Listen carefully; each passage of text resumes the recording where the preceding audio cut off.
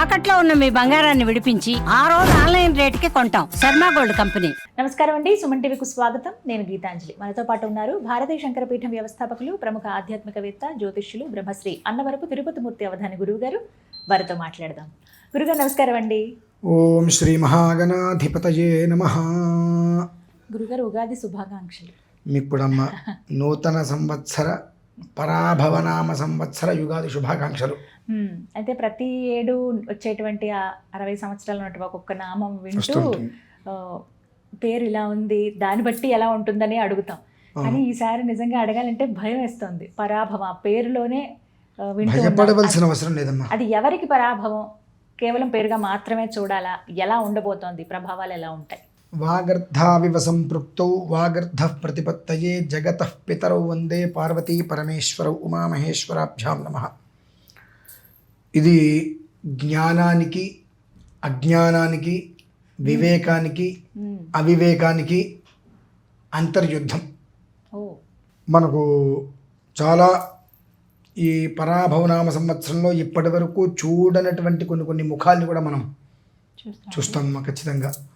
అంటే నర్మగర్భపు మనుషులు ఉంటారు చూసారా, వాళ్ళందరూ బయటపడతారు.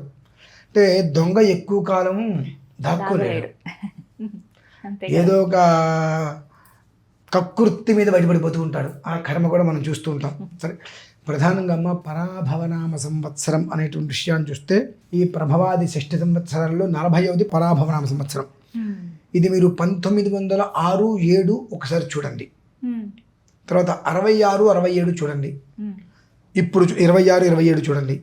ఆ రెండిట్లకు మించి మనకి ఇప్పుడు పరాభవం కలగబోతుంది. ఇందులో 2 మానవ కృతం ప్రధానంగా ఉంటుందమ్మా ఇందులో.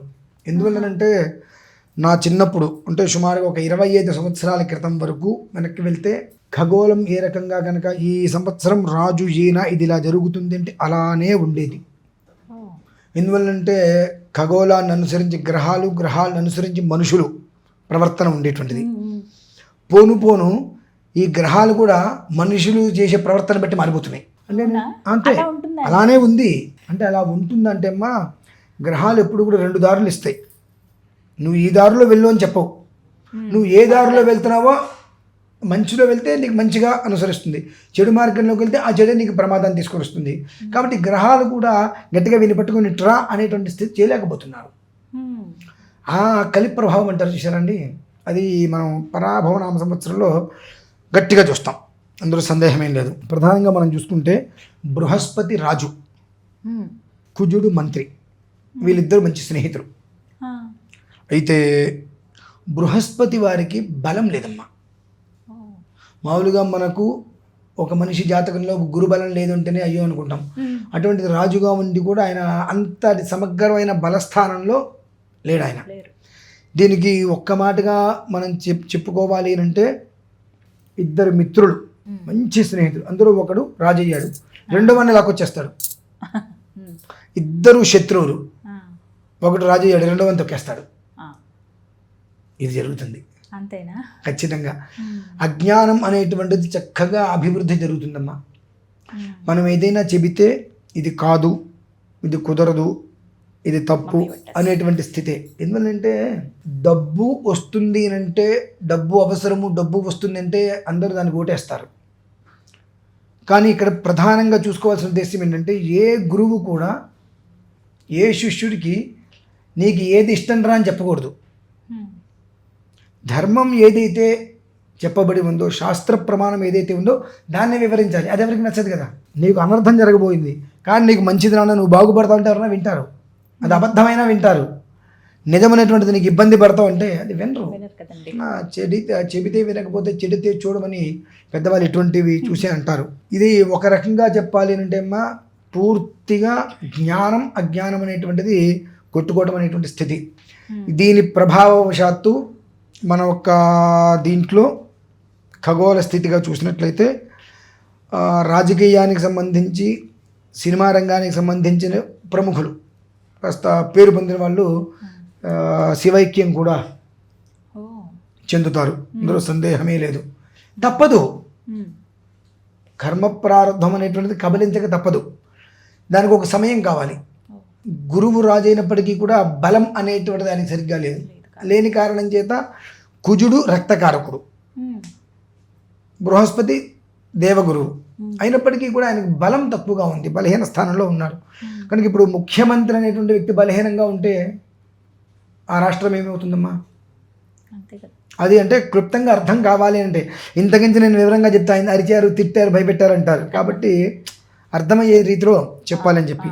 గురుగారు అయితే ఒక చిన్న ప్రశ్న అడగాలనుకున్నానండి. రాసుల పరంగా మనం మాట్లాడుకుంటాం ఎలా ఉంటుంది పరాభవనామ సంవత్సరం, అలా కన్నా కూడా చాలా మంది నక్షత్రాల పరంగా చెప్తారా? ఎందుకంటే రాశిలో 3 నక్షత్రాలు ఉంటాయి, అన్ని ఒకరికని అనుకోం కదా, నక్షత్రం పరంగా తెలియచేయండి అని చాలా మంది ప్రశ్న అడిగారు. అదే మీ ముందు ఉంచుతున్నాను.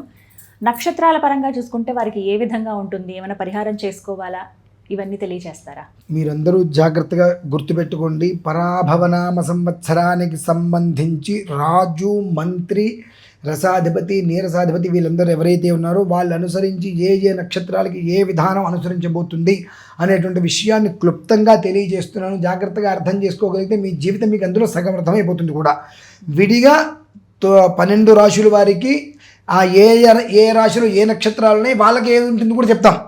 కానీ ఇప్పుడు క్లుప్తంగా మాత్రం ఈ 9 గ్రహాలకి అధిష్టాన నక్షత్రాలు ఏవైతే ఉన్నాయో వాటికి వివరిస్తానమ్మా. తప్పకుండా. అశ్విని, మఖ, మూల వీరు కేతు మహర్దశలో జన్మిస్తారు. ఈ గురువు రాజవటం కారణం చేత వీళ్ళకి ఒక రకమైనటువంటి అధిష్టాన యోగం అనేటువంటిది ఏర్పడుతుంది. అంటే నా అంతటి గొప్పవాళ్ళు లేడు అనేటువంటిది ఏర్పడి ఆవేశంతో, అహంకారంతో తీసుకున్నటువంటి నిర్ణయాలు ఏవైతే ఉంటాయో అది వాళ్ళ నాశనానికి దారితీస్తుంది. మళ్ళీ అది అంటే అట్లా, నేను ఒక కుందేలు పట్టుకున్నాను, దానికి కాళ్ళు లేవు కానీ చిరతపులి కన్నా వేగంగా పరిగెడుతుంది అంటారు వాళ్ళు. అంటే ఇక నా మాట నువ్వు ఏం తినాల్సిందే. కొంతమంది ఉద్యోగాలు చేసే వాళ్ళలో పై స్థాయి ఉద్యోగస్తులు ఉంటారు, వాళ్ళకి అంటే ఢమ్ రాదు, కానీ కింద వాళ్ళందరినీ వాళ్ళు శాసిస్తానని ప్రయత్నం చేస్తుంటారు. ఆ స్థితికి వెళ్ళి బోర్ల పడతారు. ఈ అశ్విని, మఖ, మూల వారు కూడా అదే పరిస్థితి ఉంటుంది. కాబట్టి సాధ్యమైనంత వరకు ఈ సంవత్సరాంతం, ఇవాళ రోజు కాదండి, ఎంత తక్కువగా మనం అధికారం చలాయించకుండా ఉన్నట్లయితే మనం నిలబడటానికి ఒక అవకాశం ఈ సంవత్సరానికి ఏర్పడుతుంది. సాధ్యమైనంత వరకు వీరు చిత్రగుప్తుని ఆరాధన చేసుకోవడం మంచిది. దానికి కొన్ని మంత్రాలు ఉంటాయి కాబట్టి ఆ మంత్రం మనం ఇస్తాము. చిత్రగుప్తుని ఆరాధన చేసుకోవడం అశ్విని, మఖ, మూల నక్షత్రాలకి చాలా శ్రేయస్కరం. ఇక భరణి, పుబ్బ, పూర్వాషాఢ వీళ్ళు, ఈ భరణి, పుబ్బ, పూర్వాషాఢ అనేటువంటి వాళ్ళు శుక్ర నక్షత్రం, శుక్ర మహర్దశలో జన్మిస్తారు. బృహస్పతి వారికి, శుక్రుడి వారికి బద్ధ శత్రుత్వం కనుక వీళ్ళు ఎక్కడ దొరుకుతారా అని చూస్తారు. భరణి, పుబ్బ, పూర్వాషాఢ వాళ్ళు వీళ్ళ మీద ప్రత్యేక కొన్ని సీసీ కెమెరాలు ఉంటాయి. అంటే చక్షులు ఎక్కువగా వాళ్ళ నేత్రాలతో చూస్తుంటారు, వీళ్ళు ఏం తప్పు చేస్తుంటారు, వీళ్ళని ఎలా, ఇందాక మీకుతో ఒక మాట అన్నాను, 2 శత్రువులు ఉన్నప్పుడు అందులో ఒకడు రాజేది పరిస్థితి ఏంటి అని చెప్పి తొక్కేస్తారు కదండి. కాబట్టి ఎక్కడ వీలైతే అక్కడ తొక్కటానికి, ఏ రకంగా అయినా సరే మనిషిని ఎదగకుండా ఏదో ఒక రకమైనటువంటి ఆ మనిషికి ఇబ్బందులు తేవాలి, అపనిందలైనా తీసుకురావాలి, ఇబ్బందులైనా తీసుకురావాలి అనేటువంటి స్థితి. అదృష్టం ఏంటంటే వీరిలో దాదాపుగా ఎక్కువ మందికి ధర్మగుణం ఉంటుందమ్మా. భరణి, పుబ్బ, పూర్వాషాఢ నక్షత్రాల్లో జన్మించిన వారికి దాదాపుగా ధర్మగుణం ఉంటుంది. కనుక ద్విగుణీకృతంగా బ్యాలెన్స్డ్ వారు చేసుకోగలుగుతారు, అందులో ఎలాంటి సందేహము లేదు. సాధ్యమైనంత వరకు ఈ భరణి, పుబ్బ, పూర్వాషాఢ నక్షత్రంలో జన్మించినటువంటి వారు ఈశ్వరుణ్ణి, ఇంద్రుణ్ణి ఆరాధన చేసుకోగలిగితే దేవతలకి రాజు ఇంద్రుడు, శుక్రుడికి ఇంద్రుడికి అవినాభావం ఉంటుంది. కనుక బృహస్పతి అంటే రాజు యొక్క బలం వీళ్ళ మీద ఎక్కువ రుద్దకుండా సేఫ్గా ఉండడానికి అవకాశాలు ఉంటాయి. కృత్తిక, ఉత్తరాషాఢ వీళ్ళు రవి నక్షత్రంలో జన్మిస్తారు. రవి మహర్దశ, రవి నక్షత్రం వాళ్ళు రవి మహర్దశ. వీరికి నా అంతటి సుందరాంగులు ఉండరు అనేటువంటిది ఒకటి ఉంటుందమ్మా.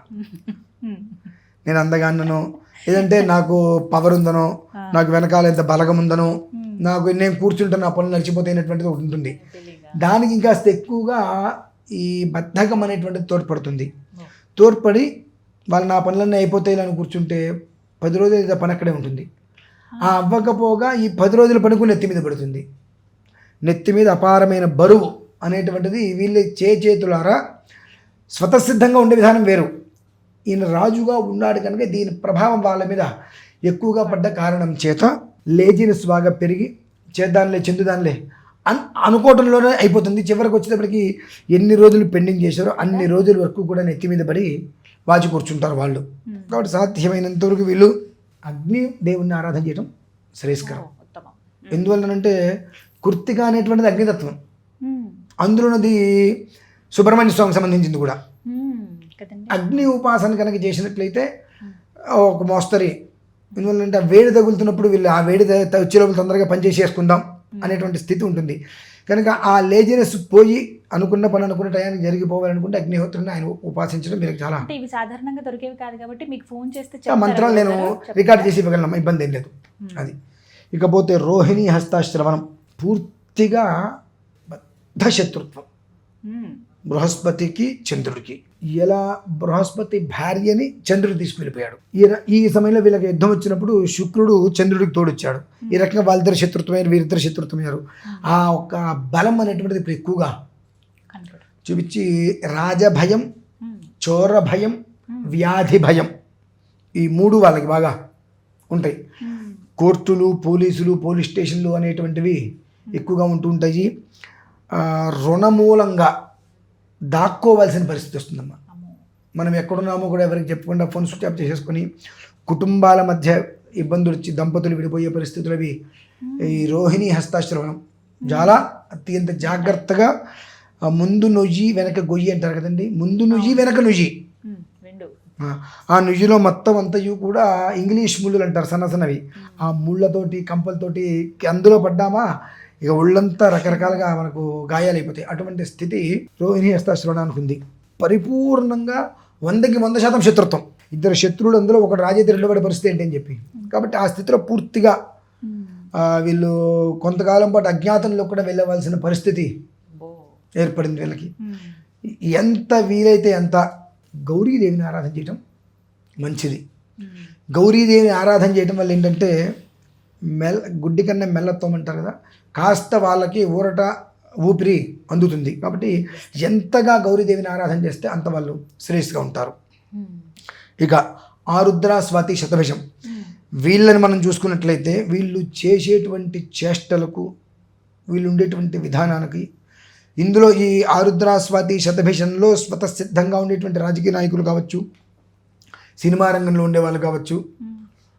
చాలా ఇబ్బందులు అనుభవిస్తారమ్మా. ఓ.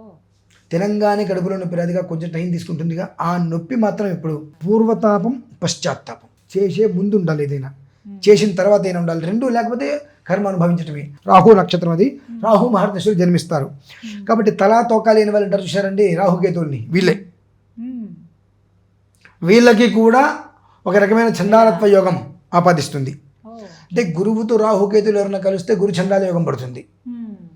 అది అదృష్టం ఉంటే కొంతమందికి వృద్ధినిస్తుంది, కొంతమందికి పాతాళాన్ని తొక్కేస్తుంది. ఆ రాజ్యాధికారులు ఉండేటువంటి బలం, వాళ్ళ అధికారం మొత్తం కూడా ఆరుద్ర, స్వాతి, శతభిషం మీద ఒక రకంగా మ్మ్. ప్రయోగం చేస్తారు. అట్లానే నడిచేటువంటి వాటికి రాజకీయ పరంగా, సినీ రంగాలకు కానీ ఒకంత నష్టం వాటిల్లే అవకాశాలు చాలా ఎక్కువగా ఉన్నాయి. మ్మ్. పునర్వసు, విశాఖ, పూర్వభద్ర మ్మ్. ఇది గురు మహర్దశ, గురు నక్షత్రాలు. మ్మ్. స్వనక్షత్రం, గురు నక్షత్రం కదా, స్వనక్షత్రం కదా నాకు అద్భుతంగా ఉంటుంది అనుకోవడం అబద్ధం. ఆహా. ఎందుకంటే అక్కడ రాజు బలహీనంగా ఉన్నాడు. మ్మ్. రాజు బలహీనంగా ఉన్నప్పుడు ఏమీ అందించలేదు కదా. అంటే అక్కడ విధానం ఎలా వస్తుందంటే కొన్ని తరుణంలో ఆ రాజు ధర్మ పరివర్తన అనేటువంటిది ఉంటుంది. మ్మ్. ఇప్పుడు యోగి గారు ఉన్నారు, ఆయన సీఎంగా ఉన్నప్పటికీ వాళ్ళ చెల్లెలు గారు వాళ్ళు ఇంకా ఎక్కడో చిన్న చిన్న పనులు చేసుకుంటూనే ఉన్నారు. అవును, అవును. అది అంటే ఆ రాజుకి స్వవిషయానికి వచ్చేటికి ధర్మ సంస్థాపన గుర్తొస్తుంది. మ్మ్. కాబట్టి ఈ ధర్మ విషయంలో నేను నీకు ఎలాంటి ఉపకారము చేయలేను, నేను ఇక్కడ రాజ్యంలో కట్టుబడి ఉన్నాను, అని.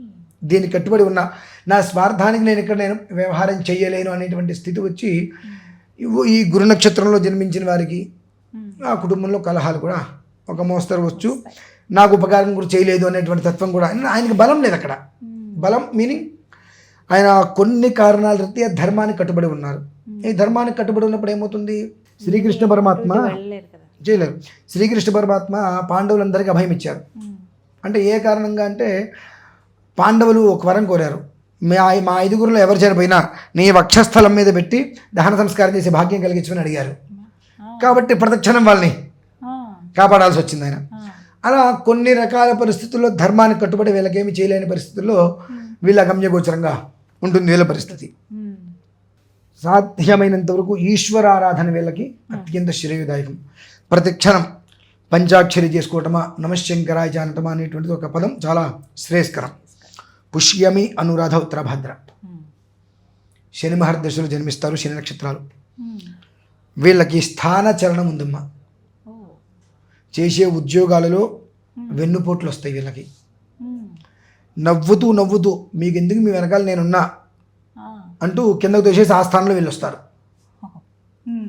ఎంత నమ్మబలుగుతారు అంటే నిజంగా మనం మన శ్రేయస్సు కోరేది వారి తప్ప ఎవరు లేరనుకుంటాం.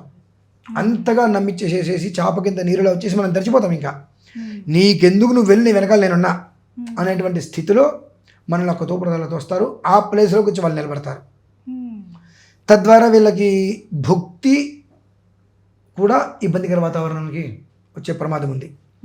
అలాగే స్థానచలనాలు, ఉద్యోగాల్లో మార్పులు వీళ్ళు గమనించుకొని ముందు వీళ్ళు కనుక మానేస్తే ఒకలా ఉంటుంది, వాళ్ళు తీసేస్తే మరొకలా ఉంటుంది. ఆ స్థితి వరకు తోడున్న వాళ్ళు తోడేలాగా పీక్కు తింటారంటారు చూసారు. అలాంటి గమనం పాపం పుష్యమి, అనురాధోత్తర భద్ర వాళ్ళకి కాస్త గట్టిగానే ఉంది. సర్వకాల సర్వావస్థలు యందు ఏమాత్రం అవకాశం ఉన్నా సుందరకాండ కనీసం రోజు 11 శ్లోకాలు, ఇన్ని సర్గాలు చదవాల్సిన అవసరం లేదు. ఒక్క 11 శ్లోకాలు కళ్ళతో చేతి నమస్కారం చేసుకోవడం. ఎక్కడన్నా దారిలో కోతులు ఏమైనా కనిపిస్తే వారికి పళ్ళు ఇవ్వడం అనేటువంటిది వీళ్ళే అలా రక్షింపబడతారు. వీళ్ళు ఆశ్లేష, జ్యేష్ఠ, రేవతి. బుధ మహర్దశలో జన్మిస్తారు, బుధ నక్షత్రం. మీరు ఇదేదో సినిమా గంగని చూస్తే గౌరికి మంట, గౌరిని చూస్తే గంగకి మంట అనేటువంటిది ఎలా అయితే ఉంటుందో అలానే చంద్రుడు ఇతన్ని చేరదీస్తే బృహస్పతి కోపం వస్తుంది, బృహస్పతి చేరదీస్తే చంద్రుడు కోపం వస్తుంది. అరగత్తరలో పోకచెక్కలాగా ఏం చేయాలో అర్థం కాక, ఏం చేస్తున్నామో తెలియక, చేసేది ఏది కూడా వాళ్ళకి ఉపయోగం ఉండదు, ఎవరికి ఉపయోగం ఉండక అచేతనంగా బుద్ధి అనేటువంటిది సడలిపోయి అపామార్గంలోకి వెళ్ళిపోయి బ్రతుకు జీవుడు 5 సంవత్సరాలతో ఎట్లాగొట్ల కాలం గడిపితే చాలు, నిన్ను పొగడవద్దు, నిన్ను తిట్టవద్దు, నిన్ను పొగడవద్దు, నిన్ను తిట్టవద్దు, ఎవరేం చెప్పినా తలకాయించుకొని చేస్తే బాగుంటుందా అనేటువంటి స్థితికి వీళ్ళు రాగలిగితే సంవత్సరం వాళ్ళు కాస్త ప్రశాంతంగా ఉండగలుగుతారమ్మా. అంటే ఎంత దారుణంగా ఉంది పరిస్థితి అంటే పరాభవం అనేటువంటిది ఇంచుమించుగా ప్రతి మనిషి మీద కూడా దాని యొక్క ప్రభావము 10కి 6 నుంచి 7% పడుతుందమ్మా. దానికి మనం చేసుకునేవన్నీ కూడా ప్రతిదానికి కూడా కాలం ఒక నిర్ణయం ఇస్తుంది, కాలచక్ర నిర్ణయం వస్తుంది. నేను ఇతపూర్వం కూడా మీకు నేను ఒక విషయం గురించి ఒక వీడియోలో అష్టలక్ష్మి యాగం గురించి కూడా నేను మీకు వివరించాను. దానికి దీనికి సంబంధం ఏంటండి అంటే కాలచక్రం అంటారమ్మా దీన్ని. అంటే భగవంతుడు ఒకటి మనకు కలుపుతున్నాడు అని అంటే వాడు పిచ్చుడే కలపడు. మనం పిచ్చి వాళ్ళగా దానికి దీనికి సంబంధం ఏంటని మనం అనుకుంటాం. ఆయన ప్రధానికి ఒక కమ్యూనికేషన్ చేస్తున్నాడంటే కారణం ఉంటుంది. 11వ తారీఖు బుధవారం, జ్యేష్ఠ నక్షత్రం, అష్టమి. 19వ తారీఖు అశ్విని, గురువారం, పాడ్యమి. అది బుధవారము, ఇది గురువారము. కాబట్టి ఇక్కడ 8 రోజులు తేడా మధ్యలో ఖచ్చితంగా కాలచక్ర నిర్ణయం అన్నాం. అష్టక వర్గులు అని చెప్పి కొన్ని ఉంటుంటాయి. ఈ 8 అనేటువంటిది ఎంత అద్భుతంగా మనిషి జీవితం మీద ఉపకారంగా ఉంటుంది, ఉపయుక్తంగా ఉంటుంది అనేటువంటిది దీన్ని చూస్తే మనకు కొన్ని అర్థమైపోతాయి. 8 అంటే మన 8 ఆయుష్ని ఇచ్చేది, ఆరోగ్యాన్ని ఇచ్చేది, ఐశ్వర్యాన్ని ఇచ్చేది, ఐశ్వర్యాన్ని తీసేసేది, ఆయుష్ని తీసేసేది, ఆరోగ్యాన్ని తీసేసేది ఆ 8 ఇచ్చేది, పుచ్చుకునేది 2 ఆ 8. ఆ 8 అనేటువంటిది అంతా యోగవంతమైంది కనుక భగవంతుడు నాకు అదే అనిపిస్తుంటుంది. ఒక్కోసారి రాస్తూ చదువుతూ ఉంటున్నప్పుడు అసలు యుగాదికి అష్టమికి సంబంధం ఏంటంటే అష్టమి నుంచి 8వ రోజు, ఇటు బుధవారం అయితే అది గురువారం అయింది. ఆ వర్గ విధానంలో మనిషి యొక్క బుద్ధిని చాంచల్యం వైపు నడవకుండా చిత్తశుద్ధినిచ్చి బుద్ధి యందు బృహస్పతి సములు అని చెప్పి రాముడు వారిని అంటూ ఉంటారు. ఆ రకంగా ఆ సమంగా బృహస్పతి సమంతో బుద్ధి అనేటువంటిది ఏర్పడి మనం చేసేటువంటి పని ధర్మాధర్మ యుక్తాయుక్త విచక్షణ అనేటువంటిది మనకి ఏర్పడి మనకు వచ్చేటువంటిది ఏదైతే అగమ్య స్థితి గమనాలు ఉన్నాయో, గోచరాలు ఉన్నాయో, వాటిని అన్నిటి నుంచి కూడా పూర్తిగా బయటపడటానికి పరిపూర్ణంగా 100కి 100% కూడా అష్టలక్ష్మి మహాయాగం చాలా ఉపయుక్తంగా ఉంటుందమ్మా. ఇందువల్ల అంటే అక్కడి నుంచి ఖచ్చితంగా 8వ రోజే నువ్వు ఈ రోజు చేసేటువంటిది ఏదైతే ఉంటుందో అక్కడి నుంచి 8 రోజులు కూడా రోజుకు ఒక్కొక్క దాంట్లో నుంచి బయటపడటం అనేటువంటి మనం స్వతహాగా చూస్తాం. యుగాది అని అంటే ఒక యుగం వెళ్ళిపోయింది. మీ దృష్టిలో ఉగాది, మాకు యుగాది, కొత్తది ప్రారంభమవుతుంది. ఇప్పుడు ఉన్న వాళ్ళు ఎవరు ఇంచుమించుగా వచ్చే యుగాది మళ్ళీ వచ్చే ప్రారంభం చూడం. ఎందుకంటే అర్ధాయుష్ అందరికి 50 ఏళ్ళే ఉన్నాయి, పూర్ణాయుష్ ఎవరికి లేదు. తినే తిండి కానీ ఏదైనా చూస్తే, కాబట్టి మళ్ళీ ఎవరిని చూడలేం. చూడగలమండి?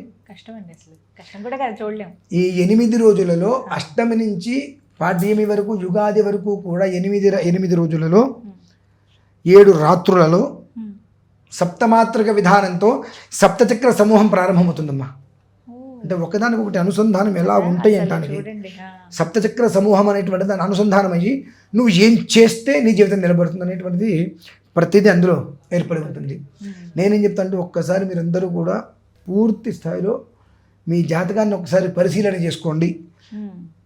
జీవితకాలము అనగా ఆ యుగం.